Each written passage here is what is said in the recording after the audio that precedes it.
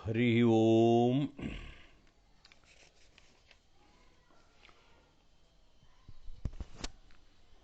देवं नारायणं नत्वा सर्वदोषविवर्जितं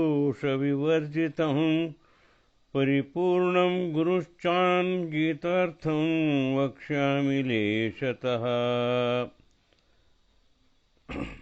अज्ञान परतंत्र इत्यादी दोषाने सर्वदा रहित असलेला, देशकाल ಮತ್ತು गुणांच्या परिमिती नसलेला, भगवद्गीता प्रतिपाद्य असलेला श्री नारायण देवांना आणि आपल्या गुरुस्वरूपी असलेल्या नारायण देवांचा वेदव्यास रूपांनाही नमस्कार करून भगवद्गीतेच्या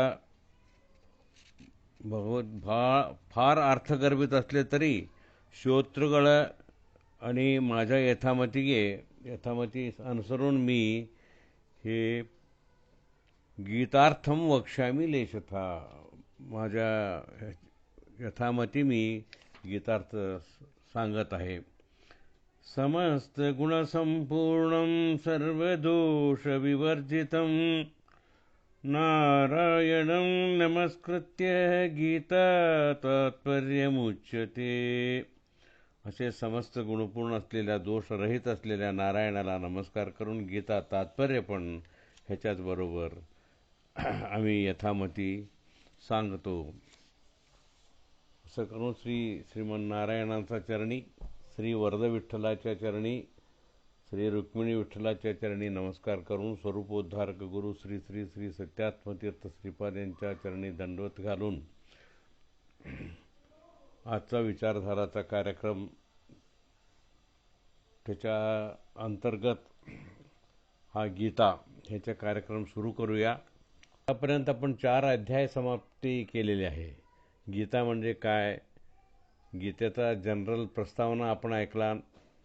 नंतर मग तिथं युद्धभूमीमध्ये काय घडले म्हणून धृतराष्ट्रांनी विचारल्यावर तिथले सगळं सैन्याचा परिचय करून देत श्रीकृष्णाला अर्जुन सांगतो, मला पण मध्ये उभा करून दाखवा, मला कोणाशी लढायचं आहे, कोणाला मारायचं आहे, कोण मला मारण्यासाठी आलेत पाहू द्या.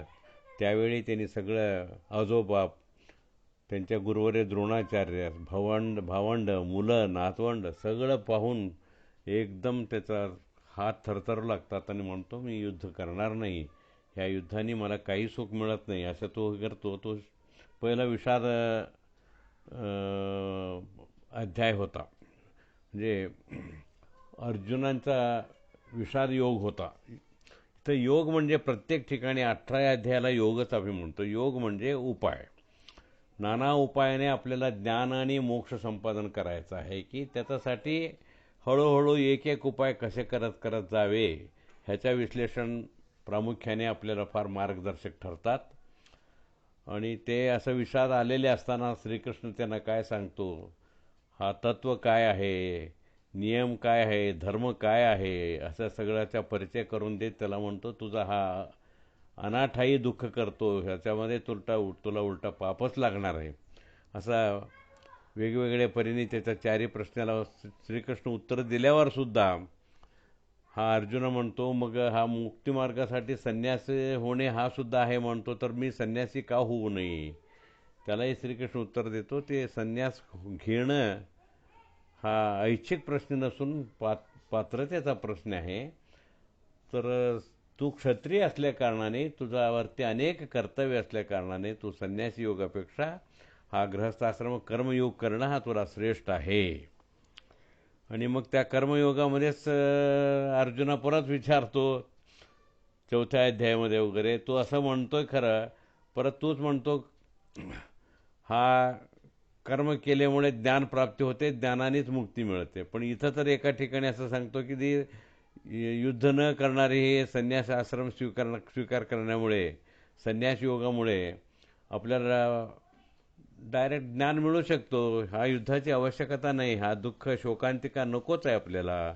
असं परत त्यांनी कुशंका विचारत ह्या स्टेजमध्ये आलेला असताना आता 5व्या अध्यायामध्ये श्रीकृष्णाला अर्जुन काय प्रश्न विचारतो आणि त्याच्यापेक्षा अर्जुनाला उद्देशून श्रीकृष्ण आम्हाला काय संदेश देतो हे आपण आज थोडासा समजून घेऊया.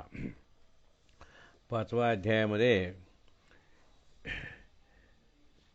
संन्यास योग हा योगाला म्हणतात, संन्यास योग म्हणतात. जरा शब्द थोडासा व्यवस्थित ऐकून ठेवा. आता अर्जुन उवाच संन्यासं कर्मणं कृष्णं पुनर्योगें च शंससि यच्छ्रेयं एतयोरेकं तन्मे ब्रूहि सुनिश्चितम्. अर्जुन म्हणतो, हे श्रीकृष्णा, संन्यासम कामक्रोध यांचा त्यागरूप संन्यासाचे प्रशंसा तू करतोस, कृष्णा तू करतो. पुन्हा कर्मणायोगंच, परत भगवदर्पण बुद्धीने कर्माचरण करण्यात म्हणजे कर्मयोगाची सुद्धा प्रशंसा करतो. येतयो हो, या दोन्हीमध्ये मला संन्यास की कर्मयोग यापैकी कोणता श्रेष्ठ आहे? जे काय श्रेयस्कर आहे ते सांगा ना, ते माझ्यासाठी निश्चितपणे सांगा. असं मग श्री भगवान उवाच संन्यास कर्मयोगश्च निःश्रेयसकरा उभय तयोस्तु कर्मसन्यासात कर्मयोगो विशिष्यते. हे भगवान सांगतात की संन्यासा म्हणजे काय, कामक्रोध इत्यादीचे त्यागरूप संन्यास म्हणजे हा संन्यास योग झाला. च कर्मयोग आणि भगवदर्पण बुद्धीने कर्म करणे हे कर्मयोग झाला. हे तर उभव, ह्या दोन्ही मोक्षादी पुरुषार्थ देणारेच आहेत. ह्या दोन्ही सुद्धा मोक्ष देणारच आहेत. एक तर कामक्रोधाचा त्याग करणं हाही चांगला हे कार्य आहे, सत्कर्मच आहे तो. आणि भगवदर्पण बुद्धीने कर्माचरण करणे हाही श्रेष्ठ आहे. हे दोन्ही आपल्याला मोक्षरूप पुरुषार्थच देतात. कर्मसन्यासात या दोन्हीपैकी कर्मानुष्ठान करताना कामक्रोधांच्या त्यागापेक्षा भगवदर्पण बुद्धीने कर्मयोग करणे उत्तम आहे. ज्यावेळी कर्माचरण कर्तव्य कर्म तिचं आचरण आपण करत असतात त्यावेळी कामक्रोध त्यागापेक्षाही आपल्याला भगवदर्पण बुद्धीने आपल्याला जो आलेला कर्तव्य आहे ते काम करणं अतिशय श्रेष्ठ आहे, असं तो सांगतात. मग इथं एक संशय असतो, आपण सगळ्यांसाठीच आहे ते प्रस्ताविक. संन्यास म्हणजे इथं संन्यास आश्रम स्वीकारणे नव्हे.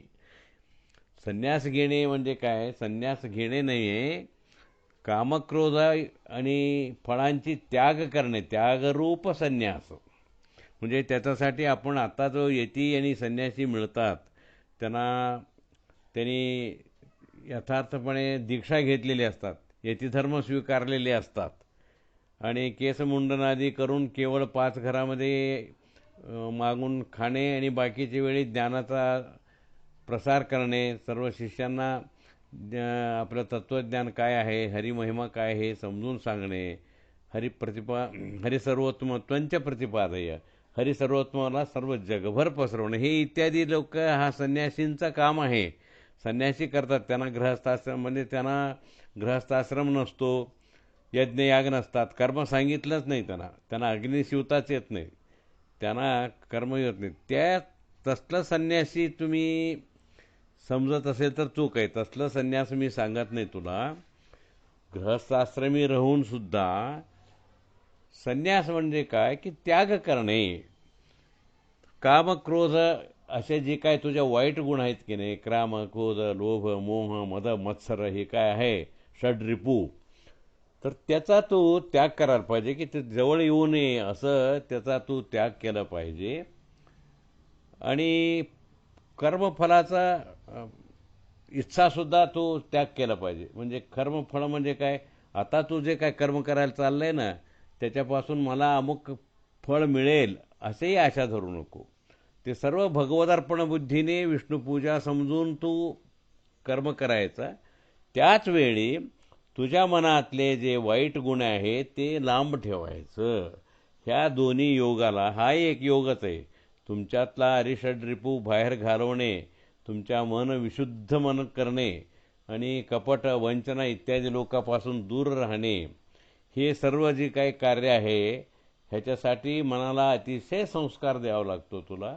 तर त्यामुळे तुला तो प्रकारचा संन्यास म्हणजे कामक्रोध इत्यादी वर्जनरूप संन्यास घ्यायला पाहिजे आणि भगवदर्पण बुद्धीने कर्म म्हणून हा युद्ध कर्म जो आहे भगवत अर्पण बुद्धीने माझ्यासाठी जनहितासाठी भगवंत सांगतो म्हणून भगवंताला हा युद्ध कर्म मी हे करतो. फळाची अपेक्षा लोककल्याण कसे करायचं ते मी पाहतो. श्रेयस्स नित्यसंयासी योनोद्वेष्टी न कांक्षती निर्द्वंद्वो हि महाभाहो सुखम बंधात प्रमुच्यते. हे महाभाहो, हे अर्जुना, यहा जो न द्वेष्टी, फळ नाही मिळालं तर द्वेष करत नाही, रागराग करत नाही, चिडचिड करत नाही. न द्वेष्टी हे हा लक्षण सांगतो श्रीकृष्ण. न कांक्षती, फळाचा इच्छासुद्धा धरत नाही तो, आशा आकांक्षा नाहीच त्याला. निर्द्वंद्वम, जय अपजया लाभ हानी इत्यादींनी विचलित होत नाही. जय मिळालं काय, यश मिळो अपयश मिळो, परमात्मासाठी अर्पण बुद्धीने मी केलंय, त्यांना समर्पण केलेले आहे. असा सहा नित्य संन्यासी, ह्याला सदा संन्यासीच म्हणतो आपण. असा जो विरक्त माणूस असतो, द्वंद्वातीत झालेले, हे करू का ते करू असे अनेक वेळे आशा करत बसणारा मनुष्य नाही आहे, तर तो खरं एका प्रकारचा संन्यासी आहे. इति ज्ञेय असे समजावे. सहा, तो कामक्रोध सोडलेला संन्यासी बंधात, संसार बंधनातून सहजगत्या मुक्त होईल हा प्रसिद्धच आहे. असा तुम्ही निर्लिप्त राहण्याची वृत्ती, परंतु भगवदार्पण बुद्धीने सत्कर्म करण्याची वृत्ती, दोन्ही पाहिजे तुम्हाला. कर्मफला लेप लावून घेऊ नये, असे निर्लिप्त राहायला पाहिजे, मनाने शुद्ध राहायला पाहिजे, आणि कुठलंही पापकार्य घडू नये अशा पद्धतीने जो राहणारा तो एक संन्यास आहे. अशा गुणापासून लांब राहणं हा जो व्रत आहे ना, त्याला एक संन्यास म्हणतात. असा हा एक संन्यास तू घ्यायला पाहिजे. दुसरा म्हणजे भगवत अर्पण बुद्धीने तुला जे कर्तव्य आहे, कर्म आहे, ते सकाळी नित्य कर्म आहे, नैमित्तिक कर्म आहे, हे सर्व गोष्टी तू केला पाहिजे. मग ह्याला आपण ज्ञानी म्हणतो. हा संन्यासी ह्या प्रकारे कामक्रोध सोडणे, ह्या संसार बंधनातून सुखासुखी मुक्त होईल. परंतु त्याला इथे कर्म सांगितलेले, संन्यासींनी कर्म करूच नाही असं तू जो समजतो तसं नाही. म्हणून सांख्ययोगो पृथक बालाः प्रवदन्ति न पंडिताः. ज्ञानयोग आणि भगवदार्पणीने कर्म करणे हे अज्ञानी माणसे वेगवेगळे असे समजतात. बालाः म्हणजे जे अज्ञानी आहेत, अजून ज्यांना समजत नाही, ते लोक काय समजतात, भगवदार्पण बुद्धीने कर्म करणे हा वेगळं आहे, आणि आपल्या इंद्रिय हातोटीने करून कामक्रोध इत्यादी सोडून देणे हा एक वेगळा आहे, असं तुम्ही जे समजता. तसं नाही. कामक्रोध आदी सोडणं म्हटलं तरी तो मुक्तीला कारण होणारा ज्ञानच देतो. त्याचबरोबर भगवदार्पणीने केलेलं सत्कर्मसुद्धा तुम्हाला ज्ञानाकडेच प्रवृत्त करतं. अशा दोन्हीने तुला लवकरात लवकर ज्ञानप्राप्ती होऊन अपरोक्ष ज्ञानी होऊन तुला मुक्ती मिळू शकते. एकम अप्यस्थितः साम्यगुर्भयोर विंदन्ते फलम. हे बघा, अज्ञानी असे वेगवेगळे आहेत, याच्यात साध्य साधनभाव काही नसून हे ज्ञानास कारण नाही असे समजतात अज्ञानी माणसं असे. परंतु पंडिता हा पृथक किती ना, हा पंडित लोक ह्याला दोन्ही वेगळं मानत नाहीत बाबा. हे एकमपी ज्ञान आणि कर्म हे दोन्ही पैकी एक तरी चांगल्या प्रकारे तुम्ही आचरणात आणलं तर ज्ञान संपादन करण्याचा तरी आणला आणि कर्म संपादन कर्म तरी भगवत केलेले, तर दोन्ही फळं मिळतात तुम्हाला. ज्ञान व कर्म ह्या दोन्हींचा फळं प्राप्त होतात. त्यामुळे अज्ञानी माणसे ज्ञान व भगवदार्पण बुद्धीने कर्म करणे हे दोन्ही वेगवेगळे आहेत, यांच्यात साध्य साधना संबंध नसून कर्म हे ज्ञानास कारण नाही असे जे सांगतात ते चुकीचं असून पंडित लोक हे वेगवेगळे असे मानत नाहीत. कर्मयोग ज्ञानास कारण आहे असेच सांगतात. ज्ञानयोग आणि कर्मयोग या दोन्हीपैकी एक तरी चांगल्या प्रकारे आचरणारा माणूस या दोन्हीचेही फळ प्राप्त करतो. आता 5व्या श्लोकामध्ये सांगतात, यत् सांख्यौ प्राप्यते स्थानम तद्यौ गैरपि गम्यते एकम साख्यम च योगम च यहा पश्यति स पश्यति. साख्यम या स्थानम, ज्ञानीला जे वैकुंठादी स्थान मिळतात, प्राप्यते सांख्यं यत स्थानम प्राप्यते, जे ज्ञानी लोकांना जे स्थान मिळतात तत् योगही अपि गम्यते. तुझ्या कर्माचरण करून जे साधना करत करत आलेले जे लोक असतात तुम्हाला सुद्धा ते स्थान मिळतात. त्यामुळे आणि ज्ञानयोग व कर्मयोग दोन्ही एकच आहेत. कर्मयोग हे ज्ञानास कारण आहे असे जे पाहतो त्यालाच आपण ज्ञानी म्हणून समजतो, असं श्रीकृष्ण स्पष्टीकरण देतो. आज आपण इथेच थांबूया 5 श्लोकामध्ये, कारण थोडा हा क्लिष्ट भाग आहे. कन्फ्यूज करायचं नाही की संन्यासी आणि संन्यास कोणत्या संन्यासा. आता काही लोकांनी बोलणे सोडून देतात, मौन व्रत करतात, मौन ह्याच्यामध्ये.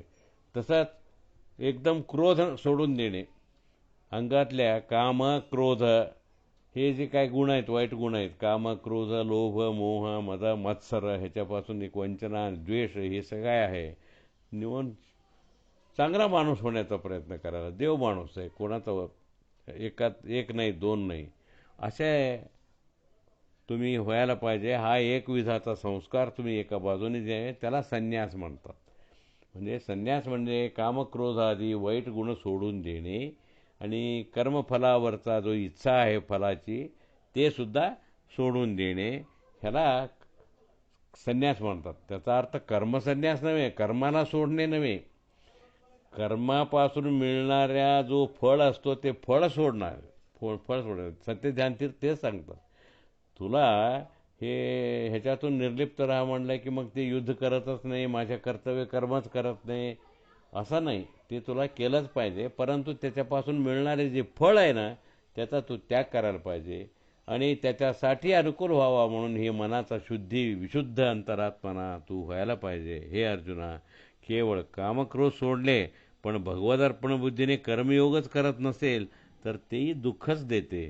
कामक्रोध सोडलेला माणूस भगवदर्पण बुद्धीने कर्म करून त्वरित ब्रह्मास प्राप्त करतो. त्यामुळे कर्म करताना तुम्ही कामक्रोध फलाची आशा हे सोडायला पाहिजे. त्यावेळी तो कर्म श्रेष्ठ ठरवतो तुमचा, असं श्रीकृष्णाने इथपर्यंत त्यांनी खुलासा केलेला आहे. तर आपण पुढील श्लोक 6व्यापासूनचा 6 श्लोक आपण पूर्ण केले. उद्यापासून आपण पाहत जाऊया. नाहम करता हरि करता तत्पूजा कर्मचाखिलम. ह्या मंत्रामध्ये तेच सांगितले, नाहम करता हरि करता तत्पूजा कर्मचाखिलम.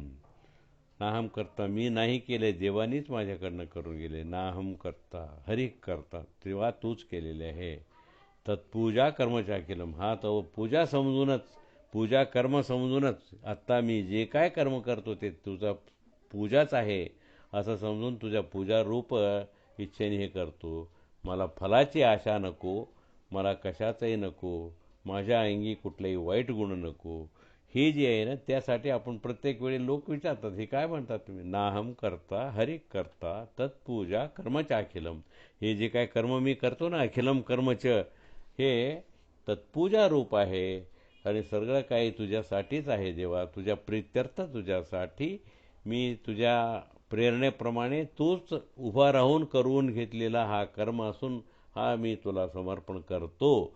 ही समर्पण भगवत अर्पण बुद्धीने कर्म करणे, ह्या क्रियाला आतापर्यंत आपण जे काही ज्ञानकार्य सांगणे आणि ऐकण्याचा हे कार्य केलेले आहे, हा सुद्धा देवाने आमच्याकडूनच करून घेतलेली आहे, त्याचीच प्रेरणा आहे. आणि ही सुद्धा ज्ञानसंपादन नावाचा या जो होम आहे, हवन होम रूपाचा जो आहे ज्ञानयज्ञ आहे, ते सुद्धा देवा तुझ्यामुळे घडलेले तुलाच मी समर्पण करतो. एवढ्या अर्थासाठी आम्ही नेहमी काम संपवताना नाहम करता हरि करता तत्पूजा कर्मचाखिलम. श्रीकृष्णार्पणमस्तु.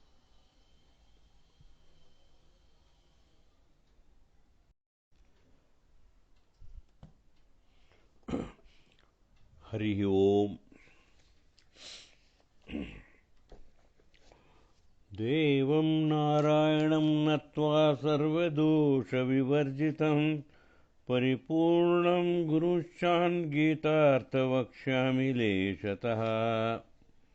समस्तगुणसम्पूर्णं सर्वदोषविवर्जितं नारायणं नमस्कृत्य गीता तात्पर्यमुच्यते.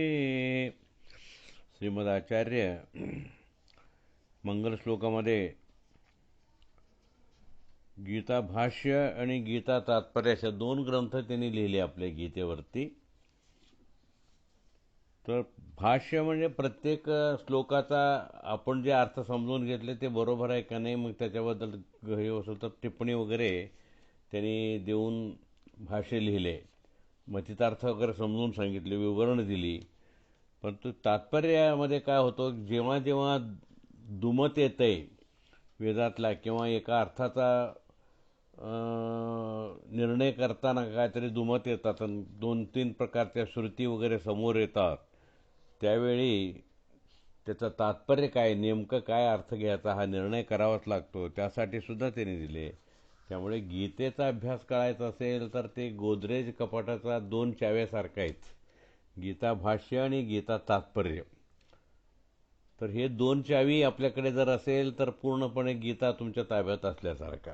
तुम्ही ते कपाट उघडून त्याचा अभ्यास करू शकता, नाहीतर तो क्लिष्टच आहे, कठ्ठ्यातच बसल्यासारखा होतोय. तरी आपले स्वामीजी हे नेहमी सांगत असतात आणि प्रत्येक प्रमोद तीर्थाने सुद्धा सांगतात की गीतेचा अभ्यास करताना गीता तात्पर्य आणि गीता भाष्य श्रीमदाचार्यांच्या त्याच्या फोकसमध्ये, त्याच्या प्रकाशामध्ये आपण वाचायला पाहिजे. म्हणून इथं गीता भाष्याच्या मंगलश्लोकामध्ये म्हणतात, देवम नारायणम नत्वा सर्व दोष विवर्जित असलेला हा परमात्मा नारायणाला स्मरण करून आणि वेदव्यास गुरूंनाही देवांना स्मरण करून गुरुश्चान गीतार्थम वक्ष्यामी लेशतः. यथामथी आम्हाला समजेल तेवढा आपण गीतेचा तुम्हाला अर्थही समजून सांगू आणि तसेच समस्त गुणसंपूर्ण सर्व दोष विवर्जित असलेल्या नारायणाला नमस्कार करून गीता तात्पर्य पण आपण समजून घेऊया, अशा अर्थाचे नारायणाला नमस्कार करता श्रीमदाचार्य. आपण श्रीमन नारायणाचा चरणी पडून आपल्या श्री वरद विठ्ठल आणि श्री रुक्मिणी विठ्ठल यांच्या चरणी नमस्कार करून स्वरूपोद्धारक गुरु श्री श्री सत्यात्मतीर्थ श्रीपाद यांचा चरणी दंडवत घालून आजचा गीता पाठ जो आहे शुक्रवारचा, तर तो आपण आता सुरू करूया. आता आपण वरती हे पूर्ण 5व्या अध्यायातले 29 श्लोक पठण केलेले आहे. त्यांना धन्यवाद देऊ आणि शुभेच्छा पण देऊया सगळ्यांनी. आता इथे 7व्या श्लोकामध्ये म्हणतात, योगयुक्तो विशुद्धात्मा विजितात्मा जितेंद्रियः सर्वभूतात्मभूतात्मा कुर्वन्नपि न लिप्यते. योगयुक्त म्हणजे भगवद अर्पण बुद्धीने कर्म करणार हा योग, कर्मयोगयुक्त, योग केलेला, योगयुक्त म्हणजे हा कर्मयोग केलेला माणसाला भगवद अर्पण बुद्धीने कर्म करणारा. विशुद्धात्मा विजितात्मा, विशुद्धात्मा म्हणजे परिशुद्ध स्वभावाचा आणि मन जिंकलेल्या. विजित आत्मा म्हणजे मन जिंकलेला, विजित आत्मा. आत्मा म्हणजे इथे मन. आत्मा शब्दाला खूप अर्थ आहे, मन पण आहे. आपल्या जीवालाही आत्मा म्हणतात आणि त्यांना परमात्मा म्हणतात, ब्रह्मदेवालाही आत्मा म्हणतात. असे आत्मा हा शब्द प्रयोग त्याच्या प्रसंगानुरूप ठरवावं लागतं. तर विजित आत्मा म्हणजे आपल्या मन हातोटीत असलेला, मन जिंकलेला विशुद्ध आत्मा. जितेंद्रिय परत तो सर्व इंद्रियावर वश मिळवलेला. का तर मनावरती वश काबू असल्यामुळे मनाचा अधीन ते इंद्रिय असतात, त्यामुळे मन त्याला रोखू शकते इंद्रियावरती. तर तो जर आपल्या ताब्यात असला तर बाकीचे इंद्रियसुद्धा आपल्याला वशात येतात. आणि सर्व भूतात्मा जो सर्व प्राणींच्या स्वामीलाच आपले स्वामी मानणारे जे आहे, म्हणजे माझ्यात राहणारे बिंबरूपी परमात्मा आणि सर्व जीवामध्ये राहणारा बिंबरूप परमात्मा एकच आहे. फक्त जिथे राहतो तसंच आपला जो जीव आहे, जीवाचा आत्मा आहे, तो आपण वेगवेगळे आहोत, सर्व भूतात्मा. अशा लोकांना काय होतं, म्हणजे जो योगयुक्त आहे, कर्मयोग करतो, भगवदार्पण बुद्धीने कर्म करणार आहे आणि मन जिंकलेलं आहे, आणि विशुद्ध आहे, म्हणजे परिशुद्ध स्वभावाचा आहे, जितेंद्रिय आहे, इंद्रियावर ताबा आहे. आणि प्रत्येक प्राणीमात्रांच्या जीवात असलेल्या परमात्मा माझ्या ह्याच्यातले बिंबरूपी सुद्धा एकच आहे हे जो मानतो, तो कोणतेही कर्म केलं तरी कुर्वन्नपि न लिप्यते, त्याला मात्र कर्माचा लेप होत नाही, हा ज्ञान असायला हवं. मग पुढं ते जाऊन सांगतात 8व्या आणि 9व्या श्लोकामध्ये, नैवं किंचित करोमीति युक्तो मन्येत तत्त्ववित्, न एव किंचित करोमी इति युक्तः मन्येत तत्त्ववित्. जे युक्त हा कर्मयोगांचे आचरण करणारा तत्त्ववित् ज्ञानी माणूस, बरं का, तो काय समजतो? तत्त्ववित् पश्यन् पश्यन् शृण्वन् स्पृशन् जिघ्रन् अश्नन् गच्छन् स्वपन् श्वसन् प्रलपन् विसर्जन् गृह्णन् उन्मिषं निमिषन् अपि इंद्रियाणि इंद्रियार्थेषु वर्तन्ते इति धारयन्. म्हणजे तो मनुष्य बोलत असले तरी तत्त्ववेद मनुष्य आहे, पाहताना, ऐकताना, स्पर्श करताना, वास घेताना, जेवताना, जाताना, झोपेत आणि श्वास घेत असताना, रडताना, ओरडताना आणि मलमूत्रादी विसर्जन करताना, काही घेताना, काही काम करतानाही, आणि उन्मेष व निमिष असे प्राणव्यापार करताना, म्हणजे श्वासोच्छ्वास करताना, उघडझाप करताना, ह्या सगळ्या गोष्टी इंद्रियांच्या बाबतीमध्ये प्रवृत्त आहे असे समजतो. तो काय समजतो? इथं माझ्या अंतरात्म्या परमात्म्यांच्याकडून प्रेरणा घेऊन माझी इंद्रिय त्याच्या आज्ञेने दुसऱ्या इंद्रियांच्या बाबतीमध्ये जे प्रवृत्त करतात त्यांच्यामधून हा व्यापार चालतो. मी काय ह्याच्यामध्ये लावून पण घ्यायचे नाही आणि मी काय हे करण्यासाठी सुद्धा जायचं नाही. इति धारयन, असे समजून किंचित काही सुद्धा करत नाही असे जाणले पाहिजे. म्हणजे हा अनुसंधान मुख्य आहे की ही जी काय मी करतो ते देवच करून घेत असतो. हा मी केलं, माझा आहे आणि मला असं होतो तसं होतं असं इंद्रिय अभिमान मी धरूच नाही. असं हळूहळू जर प्रत्येक अवयवावरचा तुमचा अभिमान कमी झाला तर तुमची सगळं मन परिशुद्ध होतंय आणि अपरोक्ष ज्ञान मिळवायला तुम्ही पात्र होतात, असं हा शब्दामध्ये म्हणजे दोन्ही श्लोकामध्ये सांगतात. म्हणजे मग पुढं विचारतात का, म्हणजे कर्मयोगाचे आचरण करणाऱ्या ज्ञानी माणसांनी पाहताना, ऐकताना, स्पर्श करताना, कुठलंही कार्य करताना सुद्धा भगवंताचा इच्छाप्रमाणे इंद्रियांच्या बाबतीमध्ये प्रवृत्त आहेत, म्हणजे कार्यरत असतात आणि हे कार्य चालायचं तर चालतंय असं समजून घेऊन मी काय स्वतंत्र करत नाहीत असे जाणले पाहिजे. ह्या सर्व प्रकारच्या अनुसंधानाने विहित कर्माच्या अशा तुम्ही निर्लिप्त राहून निर्लिप्त स्वभावाने तर तुम्ही कर्माचरण करून असे जाणले पाहिजे. कर्माचरण म्हणजे सत्कर्माचरण, विहित कर्माचरण केले तर त्याला कामक्रोधादी परित्याग युक्त संन्यास योगा, म्हणजे तो मात्र कामक्रोध इत्यादी सर्व काही सोडलेला संन्यस्त योग पूर्णपणे आचरण केला असं आपल्याला म्हणता येईल. म्हणजे आता ह्याच्यामध्ये काय सांगायला लागलं आहे, ह्या अध्यायामध्ये संन्यस्त योगा आणि भगवदर्पण बुद्धीने कर्मयोग ह्या दोन्हीचा सांगड घातल्याशिवाय आपल्याला मुक्ती मिळत नाही. गृहस्थाश्रमी लोकांना हे सांगताना ते सांगतात की अशा जे काय समजून निर्लिप्त असतो, जास्त म्हणजे अतिरस घेत नाही, एखादा काय मला माझा इंटरेस्ट आवडीचा आहे म्हणून जोरदार रस घालून हसत खेळत बी करत नाही आणि दुसरं आवडत नसलेले काम देऊन दुःखी पण होत नाही. जे काय समोर परमात्म्यासारखं येईल ते करत राहणारा असा जो निर्लिप्त माणूस असतो त्याला मात्र कर्मसन्न्यस्त योग आचरण केलं आहे असं आपण समजावे. तर मी करीत असलेले दर्शनादी सर्व क्रिया परमात्मा माझ्यात राहून माझ्याकडून करून घेतो, मी स्वतंत्रपणे करत नाही असे समजले पाहिजे.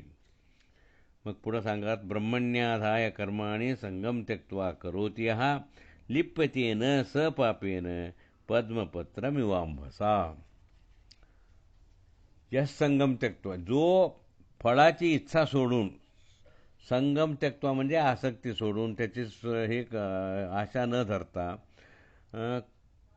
कर्मणी ब्रह्मणी अध्याय म्हणजे आपले जे काय करणारे आम्ही जे काय करतो सर्व कर्मे भगवंताला समर्पण करून भगवंतच माझ्याकडून करून घेतो असे समजून स्वतंत्र कर्तृत्वाभिमान पण सोडून तो पाण्यातील कमळाप्रमाणे असतो. तो मनुष्य तो अजिबात कुठल्याही गोष्टी न लावून घेणारा म्हणजे निर्लिप्त माणूस म्हणतात की नाही, तसा तो असतो.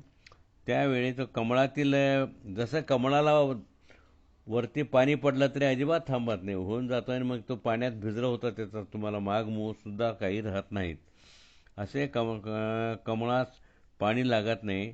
तसं त्याला पापे न लिप्यते, पाप कर्माने सुद्धा तो बद्ध होत नाही.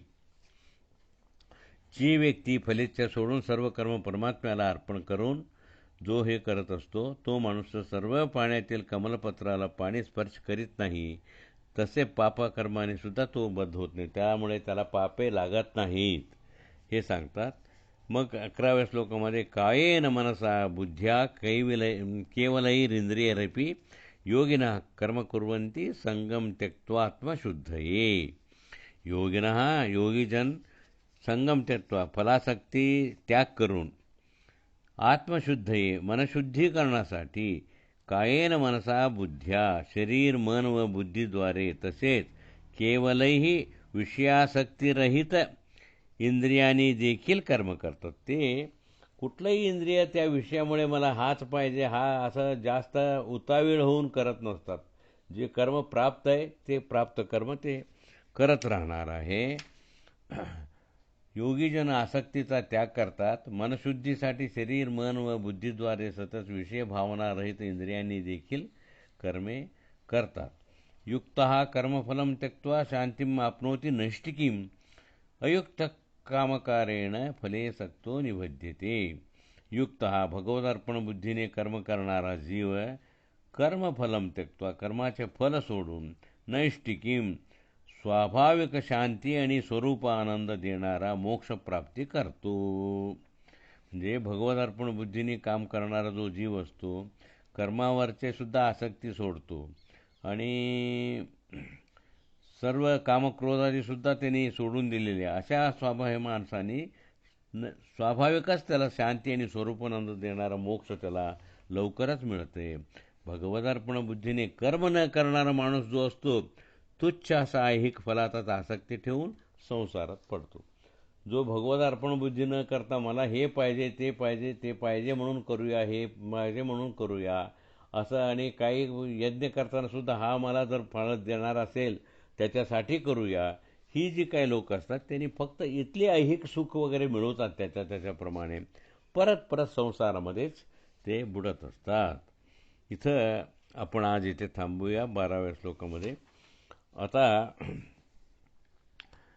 इथे त्यांनी मगाशी सांगितले की सर्व कर्म ब्रह्मदेवाला अर्पण करून म्हणजे परमात्म्याला अर्पण करून संगम त्यक्त्वा त्याच्यावरती आसक्ती सोडून आणि शुद्ध मनाने इंद्रियावरती जय मिळवलेला माणूस असतो तो पद्मपत्रमिवांभसा म्हणजे कमलाचा पानाप्रमाणे असतो. त्याला पाणी कसं लेप होत नाही तसं ह्याला कुठलंही पापे बद्ध होत नाही.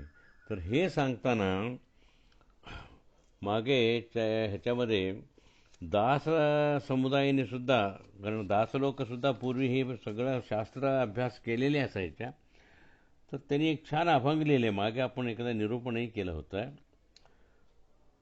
असे जे लोक म्हणजे कमळासारखे कमळाचं पानं कसं राहतात तसं राहायला पाहिजे. इथं हा गीतेमध्ये जो सांगितलेलं आहे त्याच अर्थाचा असूनही नाही ऐसे इथे असावे या संसारी जनकाधी राजे ऋषी जैसे असूनही नाही ऐसे असूनही नाही ऐसे असूनही नाही ऐसे इथे असावे.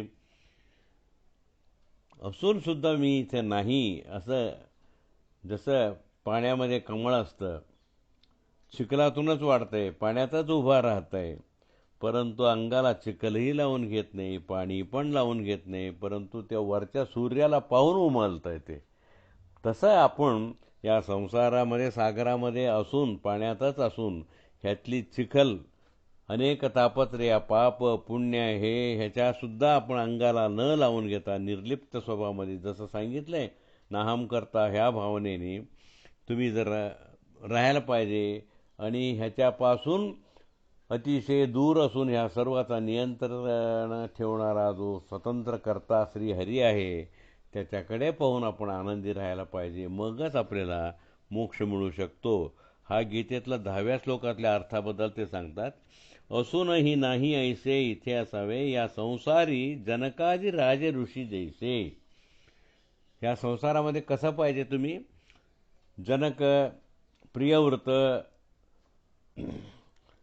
आणि अंबरीष असे अनेक, हरिश्चंद्र चक्रवर्ती, राजऋषी पण झाले. ते राजऋषी म्हणतात त्यांना.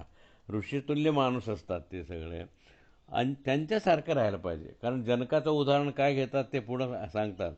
मिथिला नगरीच्या दहन वार्तेने मम किंचिल दैहते ऐसे असूनही नाही ऐसे, असूनही नाही ऐसे, असूनही नाही ऐसे इथे असावे.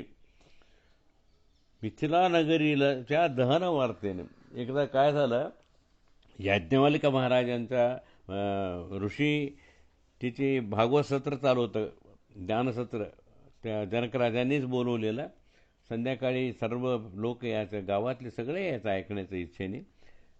पण हे याज्ञवल्क्य ऋषी थांबलेले असायचे. जनकराजा येतो, आत्ता येतो, मग येतो. नेहमी उशीर व्हायचा याला. आल्याबरोबर क्षमा मागून चला करायचं. मग हे 2-3 दिवस झाल्यावर काही लोक म्हणतात ते जनकराजे येतील ना नंतर, त्यांना कामे असतात, आम्ही आलो आहेत ना, आमच्यासाठी काय सांगू नये. ते म्हणतात नाही, त्याचं कारण वेगळं आहे. म्हणलं मी जनकांच्यासाठी सांगतो, थांबणारच मी म्हणले, पण तो कारण पाहिजे ना तुम्हाला, उद्या सांगतो म्हणतो. आता दुसऱ्या दिवशी ते जनकराजे उशीर आला, बसला, सगळं झालं. तेवढ्यामध्ये त्या याज्ञवल्क्य ऋषीने नियोजन करून ठेवलं होतं, पूर्वनियोजित. एकदम गावाकडचे अनेक लोक पळत पळत आले. मिथिला नगरीला आग लागलंय, आग लागलंय, आग लागलंय करत. बघा, आतापर्यंत जे आपल्याला सांगा आम्ही आलोयच न म्हणणारे लोक जे उठले, माझं घर कुठे, माझी शाळेत जातो, माझे मुलं इकडे गेले, ते आणलं पाहिजे, हे आणलं पाहिजे म्हणून काहीतरी स्वतःचा ह्याला, प्रत्येक घराला आग लागले की काय असं समजून पळून गेले. जनकराज मात्र काय बसला होता तिथेच. मम क्यों चिल्न दैहते ऐसे, माझा काही जळाले नाही अशा स्वभावाने निवांत बसला होता. त्याला खात्री होती मी सर्व व्यवस्था केलेली आहे. आजचा माझ्या सर्व कर्म भगवदार्पण बुद्धीने मी केलेले आहे. माझ्या मन मी हातोटीत आणून कामक्रोधादी त्याग करून मी माझ्या मन जिंकलेले, मन विशुद्ध ठेवलेले, परिशुद्ध मनाने मी हे काम करत असताना तो भगवंत असं कधी करणार नाही, तोच पाहून घेणारा, त्यांनीच केलंय, हा आपत्ती आणले त्यांनीच पार करेल, असा जो भावना आहे. नाहम करता म्हणजे त्याला इंद्रियाभिमानसुद्धा सोडणे म्हणतात. असं असूनही नाही ऐसे इथे असावे. म्हणजे एक तर तुम्ही जनक महाराजासारखं ह्या पद्धतीमध्ये, आता 5व्या अध्यायात सांगितलं ना, मन विशुद्ध ठेवून कामक्रोधादींचा त्याग करून त्यागरूप संन्यास स्वीकार करावा आणि भगवदार्पण बुद्धीने सर्व कर्माचरण तुमच्या चालू ठेवावा. असं जर ठेवलं तर जनकादी महाराजांसारख्या तुम्ही पण व्हाल. मग तुम्हाला अति सुलभ साध्य आहे. बघा, हे मनात आणलं की लगेच साध्य होतो. बघा, हा मार्ग जो आहे ना, जनकाची मार्ग. कारण एक जनकाची मार्ग, दुसरा सनकाची मार्ग. सनातन मुनी तुम्ही ना ऐकता. ते सनक मुनी वगैरे काय करतात, पूर्ण यतिधर्म स्वीकारून संन्यासी होऊन आणि केवळ शास्त्रज्ञान वगैरे करतात आणि अतिशय कट्टर वृत्तवैकल्याने राहतात. ते केवळ 5 घरातले हे करून आणणे, बाकी कुठला मोह नाही, कोणाकडे पाहणे नाही, कुठलंही संगीत ऐकत बसणे नाही, वायफळ गप्पा नाही, हा यती जीवन आहे. आपल्या स्वामीजी वगैरेंनी असं का करतात आता तुमच्या लक्षात आले असेल. कोणाशीही अवास्तव कुठलंही गप्पा ते मारत नाही. तुम्ही विषयांतर केलं की तेवढं गप्प राहतात. ते तुम्हाला मंत्रश्रद्धा देऊन टाकतात जावा म्हणून. अशी तर इथे हा सुलभ साध्या नावाचा मार्ग दाखवताना जनकाचे हा 5व्या अध्यायात सांगितलेलं कोणत्या योग आहेत, 2 पाहिजे. एक संन्यास योग. कोणता संन्यास? कामक्रोधादी कर्मफल त्याग. कर्मफलाची आशा सोडायचं, वाईट गुण सगळे सोडून द्यायची. हा वाईट गुण सोडून कर्माचा फलाचा आसक्तीसुद्धा न ठेवणे ह्याला एक संन्यास म्हणतात. असला संन्यास घेऊन म्हणजे तुम्ही प्रत्यक्षात सगळं याची धर्म स्वीकारायला पाहिजे, बायका पोरं सोडायला पाहिजे असं नाही. त्यात राहताना सुद्धा जनक राजासारखे जर तुम्ही निर्लिप्त जर राहिला तर लगेच तुम्हाला मुक्ती मिळते. असं ह्या अर्थाचं सांगून तुम्हाला हा दास साहित्याचं का सांगितलं ह्याचं मी निरूपण झालं आहे माझ्या 2दा. इथं काय सांगितलं, एक एक चरणामध्ये बघा गीतेचा एक अख्खा अध्याय आहे. पुरंदरदास किती त्यांचं चातुर्य आहे. एक 4 ओळीमध्ये त्यांनी पूर्ण 29 ते 30 श्लोकाची जो गीतेचा पंचमोध्याय आहे त्याचं सारच भरून ठेवलेले आहे त्यांनी संबंध असे आहे. त्यामुळे दासवाणीला सुद्धा का महत्त्व द्यायचं. दासवाणी हा सगळं व्यासवाणी गीता वगैरे ते अशी गाणी आपण वारंवार साथ करायला पाहिजे. आता पुढे 2 मार्ग वगैरे पुढील अध्यायातले वगैरे नंतर सांगतात ते. आज आपण इथे संपूया. नाहम करता हरिक करता तत्पूजा कर्मचाखिलम. श्रीकृष्णार्पणमस्तु.